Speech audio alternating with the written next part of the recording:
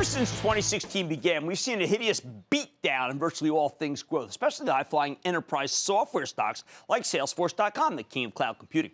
Here's a stock that plunged from 78 bucks at the end of 2015 down to $62 as of today on no real fundamental news whatsoever. Just a rotation away from richly valued growth stocks. But maybe people have gotten a little too negative because after the close, Salesforce reported a spectacular quarter, much higher than expected revenues and operating cash flow, not to mention raising its fiscal year 2017 revenue guidance, which caused the stock to roar in after-hours trading. So let's dig deeper with Marc Benioff, the brilliant co-founder, chairman, and CEO of Salesforce, hear more about the results and where his company is headed. Mr. Benioff, welcome back to Mad Money.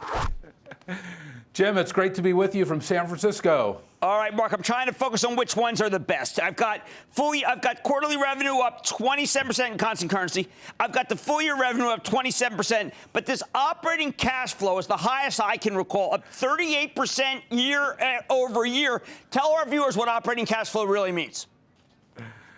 Operating cash flow, Jim, means the amount of cash that we're receiving from our customers, and it just hit record levels. You can see, Jim, this is the best quarter we have ever had.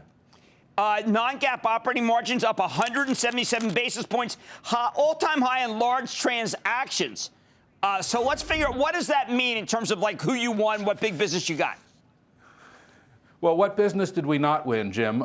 This was a quarter where every single deal that we wanted to take down, we did, including two of the largest deals in our company's history, which were massive 9-digit transactions.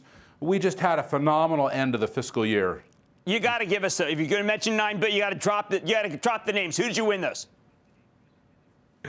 All I can say, Jim, is one of the world's largest insurance companies and one of the world's largest consulting companies. Fair enough. Okay, well, let's talk about two that I am familiar with that you won that I think our viewers know. What are you doing for Charles Schwab and what are you doing for Unilever, which are two good fourth quarter wins?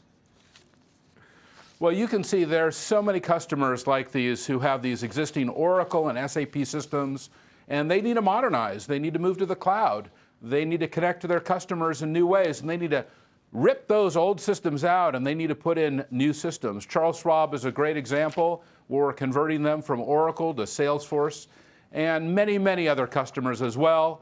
With Unilever, well, that's, I think, our most exciting mobile story ever. Over 85,000 users are going to be on our mobile product. Really exciting.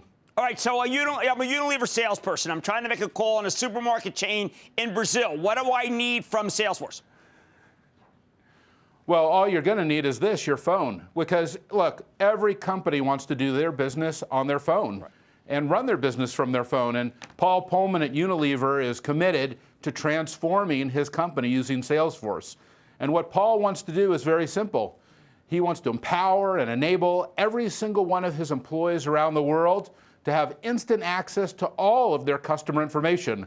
And they're going to do that right from their phone using Salesforce. We have an incredible new platform called Salesforce One. We have an incredible new integration with their email system called Salesforce Inbox. And we have an incredible new analytics system called Salesforce Wave. They're using all of those capabilities to deliver a brand new system for their employees. We sat down with John Stumpf recently, CEO of Wells Fargo, and he was talking about millennials and how they love to bank on their cell phone and how important it is to be able to be mobile, global, cloud. And he did not mention Salesforce, but that is your win, right? Well, I'll tell you, we have an incredible relationship with many banks, including Wells Fargo. Of course, we have a great relationship with Bank of America. We have an incredible relationship with Deutsche Bank. There isn't a bank today on the planet that we're not doing incredible new business with because, look, these customers need to do 4 things, Jim. One, like I said, they're trying to connect to their customers in new ways, which is the point you're making. 2, they need to run their business from their phone, which is the point I just made. 3, they're trying to build one-on-one relationships with their customers to help them through the journey of being a customer and how they can onboard as a customer and retain and regain customers or renew customers that have left. And 4, they're trying to get smarter about their customers, be more predictive. And those 4 things are driving this business forward. Oh, well, that's a good point to branch off from. Since we saw you last, there was tremendous turmoil in the sector. A company, Tableau, which is not a cloud company, came down, and it brought your stock down. Other people have been saying, listen, there is finally the slowdown in software and the cloud, or we wouldn't have seen that from LinkedIn. Is it time to recognize that Salesforce is not of the same ilk as Tableau and LinkedIn? I think, Jim, you have to recognize that. There's been a great cloud washing where every company says they are the cloud. Right. But beware of the false cloud, Jim. That's my point. Because there's many false clouds out there, and I think you and I know that a real cloud company is a company that has a deferred revenue model, that has a subscription service, that's delivered in multi-tenancy, that has a customer model built on customer success, and is focused on the things that we've talked about on this show now for almost a decade, like the very core aspects of the cloud, like the scalability and elasticity, mobility, social integration, and data science, and the Internet of Things. And look, these companies are not focused in that area, and that's why they're not able to deliver these great results that you see from us today. Now, I know on Oracle's calls, they said they seem to spend a lot of time talking about Salesforce. You do not spend as much time talking about Oracle as they do about Salesforce. What would they say if I asked them about why they lost the Schwab deal to you? Well, I think Oracle's a great company, but it's a great company of the past. This is a legacy company, a company that has delivered great software to companies in the past, in the history. And so they're trying to bring that history forward, but without a new architecture. That's why they're shrinking. They're declining. You look at those growth rates of Oracle and SAP and even Microsoft, they're all negative. Yeah, it's not that they're not great companies with great CEOs. They are. They're just not able to bring their customers forward. And that's why companies like Charles Schwab or Unilever or Wells Fargo or many of the great companies that we're dealing with around the world are turning to Salesforce, because we're able to help them to connect with their customer in these new ways and to do it rapidly and at a low cost using this cloud model. And that's what we want to do for everyone. All right. Now, Mark, recently you came on and you said that the unicorns ought to come public, and they didn't. Frankly, they've just been quietly getting shorn. I thought of you the other day when Chuck Robbins, who's a mutual acquaintance, was able to buy a unicorn for a very low valuation for Cisco. Are you finding it, one, easier to get talent than it was when these companies were offering wampum? And two, are there companies that are not going to make it that would fit in with Salesforce?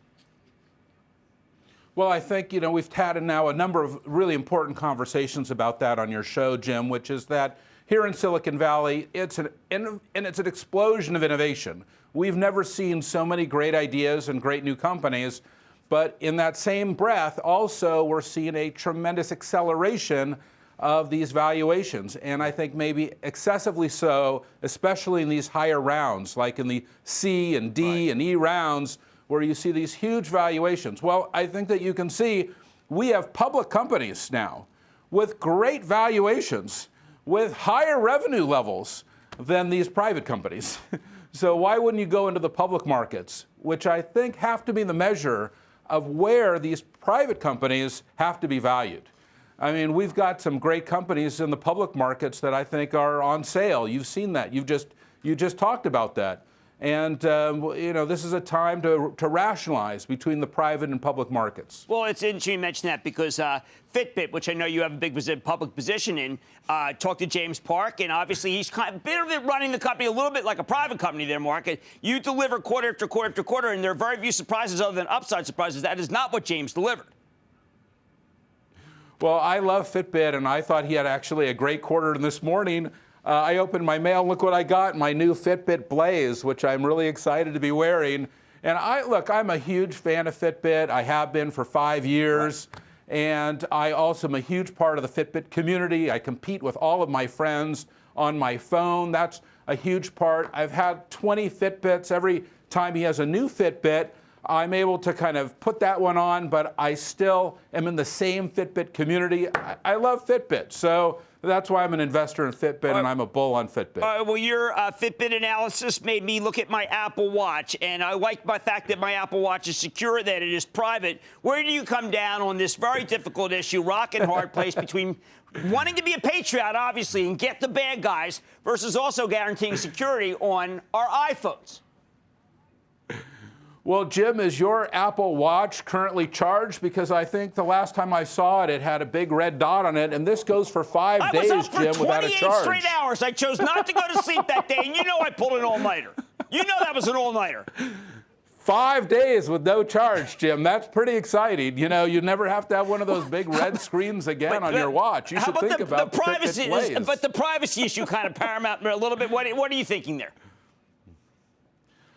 What I'm thinking is that it's a new world, and privacy, and security, there is no finish line when it comes to these areas. We're in the fourth industrial revolution, and we are seeing revolution in information technologies and bioinformatics technologies and the biological sciences themselves. And the things that you're bringing up are things that we're going to be talking about for decades to come. This is the new world that we're in. And look, we're in a world today that is gripped by this technology revolution, and we are going to also be gripped with things like privacy, but also issues like inequality and issues like sustainability. This is also part of the fourth industrial revolution, and we need to have these conversations so that everyone is aware of what's going on in the world today. It's a big change. Should Tim Cook cave to the FBI? I think that what Tim Cook should be doing is getting down right now to the state of Georgia and going down and talking to those leaders about House Bill 757, because we're very worried about what's happening to our employees down there with more discrimination, like what we fought back in Indiana last year just reared its head at HB 757, and that's what I think Tim Cook should be focused on right now. All right, fair enough. I'm focused on the fact that your quarter's moving the stock up greatly because a lot of people thought you were going to miss for some reason. And I want to thank you again. Congratulations on a remarkable quarter, the best that I've seen you have in all the years that we've been working together. Marc Benioff, Chairman and CEO of Salesforce. Good to see you, sir. Jim, great to see you. All right, there you go. That was the quarter that everyone told me was supposed to be not good. And it was blow away. And the stock is not done going higher. Mad Money's back after the break. Booyah! Jim Cramer here from Mad Money. Thanks for watching CNBC on YouTube. Click here to subscribe and get the jump on my exclusives with CEOs, plus market news, investing advice, and a whole lot more.